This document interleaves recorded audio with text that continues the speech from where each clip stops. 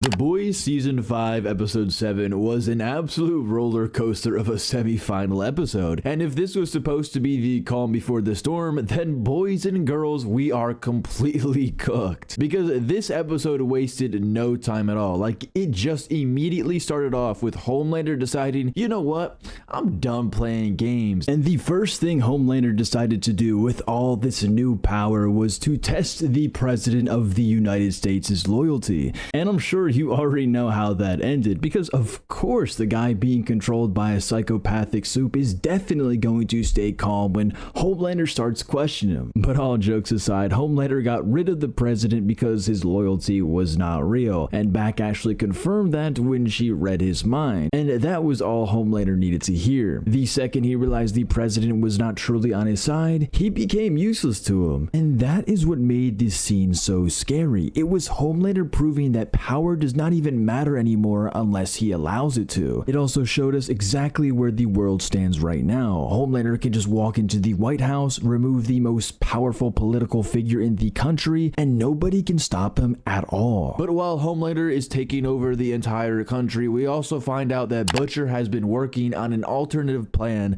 just in case Homelander took V1. And this was one of the more interesting parts of the episode, because Butcher has basically been studying the old Russian tapes on Soldier Boy, trying to figure out how to recreate that blast. Because from what we know, Soldier Boy's blast is one of the only things that can strip powers away. So if Homelander is now boosted with V1, the only way to even the playing field might be to recreate the same type of energy that Soldier Boy used back in Season 3, and also in Season 5. And Kimiko is the one who insists on being the person to use the ability. Now, I understand why the writers went in this direction. I get it. They needed some way to write themselves out of the corner that they created of Homelander taking the V1. So the only thing that really makes sense is bringing back the one ability that has already been proven to strip powers away. But I'm not gonna lie, that choice kind of feels a little odd to me. Because if recreating Soldier Boy's blast was always possible, then why has nobody thought of this before? Why did we go through all of Season 4 and most of Season 5 with nobody seriously trying to replicate the one ability that could have changed everything? Ever since Season 3, Soldier Boy's power has been one of the most overpowered abilities in the entire show. If it hits you, it can take your powers away. That is literally the perfect counter to Homelander. So the fact that they are now only deciding to recreate it makes it feel a little convenient. Also, like, if they were going to give anybody this ability, part of me thinks it would have made more sense to give it to MM. Because think about it, MM's life has been defined by Soldier Boy. So imagine MM being the one to carry that same destructive power, but using it for the opposite reason. But at the same time, I understand why that might have felt a little bit repetitive, because we already saw Butcher take Temp V and basically get a version of Homelander's powers. He got laser eyes while fighting Homelander, which visually made him mirror the monster he was trying to kill. So if MM got Soldier Boy's blast, then yeah, it would kind of feel like the show is doing the same trick again,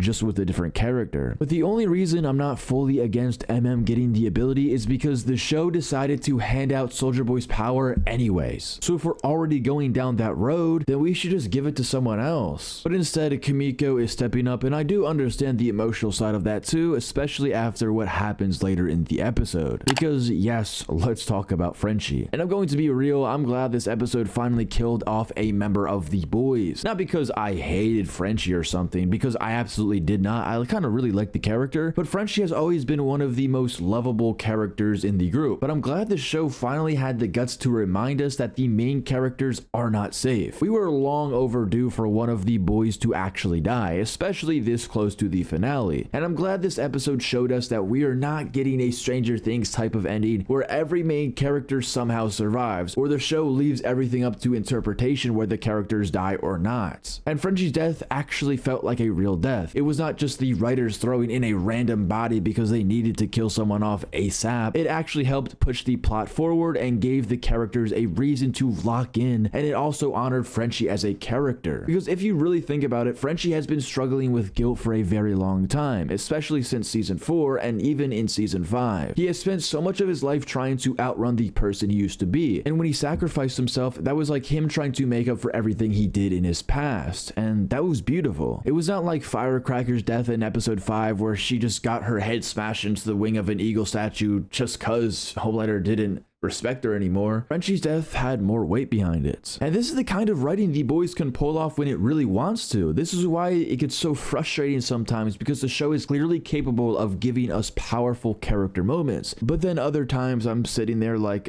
what are we doing right now, brother? So after the Deep killed Black Noir in episode 6, he runs straight to Homelander and admits everything. And the funniest part is Homelander basically shrugs all of it off like it means nothing to him. He was just like, whatever.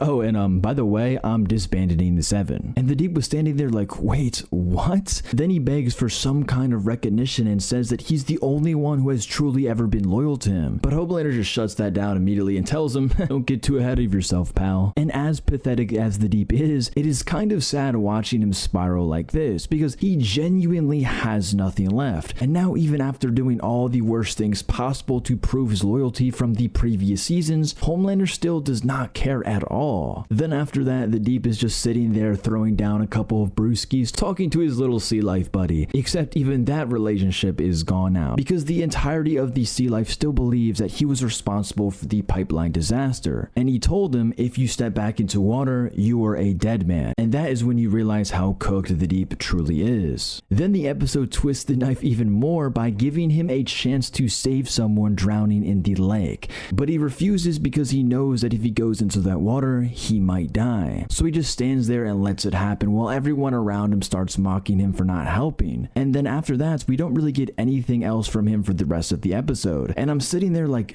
jeez, dude, the Deep might actually be getting a punishment worse than death. Because what if the Deep survives the finale and he has to live with the fact that he is not accepted anywhere? Now let's get into the boys versus Dogknott and Sheiline. And I will say this right now, bringing Dogknott and Sheiline back just for them to die in this episode was definitely also another interesting choice. Personally, I feel like these characters probably should have died way earlier, maybe around episode 2 or 3. They did not really feel important enough to survive this deep into the season, especially when we are 1 episode away from the finale. Now, the fight was pretty good and it was really well choreographed, but I really want to talk about this right here, because we get Jeffrey Dean Morgan back as Conquest.